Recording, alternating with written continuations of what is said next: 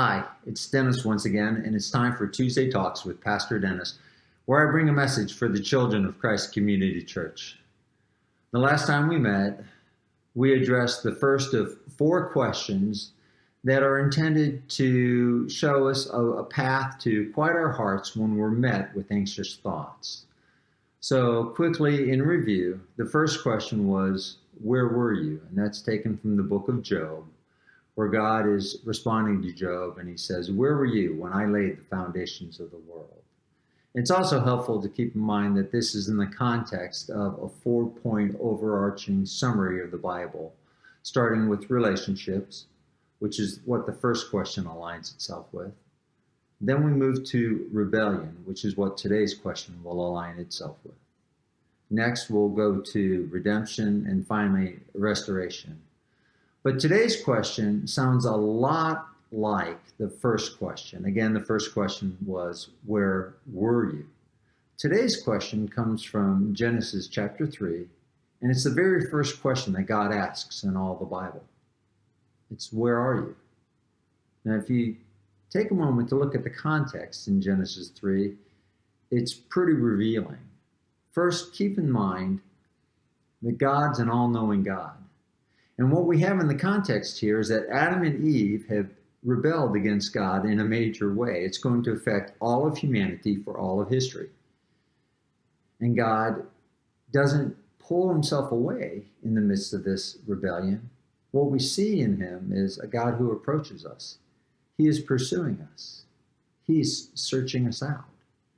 And the first question that God raises to Adam and Eve is the question, when they're hiding in the garden, where are you? Now again, keep in mind, God's an all-knowing God. He's not looking for a GPS fix. So what's he doing here? God is, again, pursuing us. If you look a little more closely, and if you were to answer the question just literally, where are you, to Adam and Eve, they're hiding.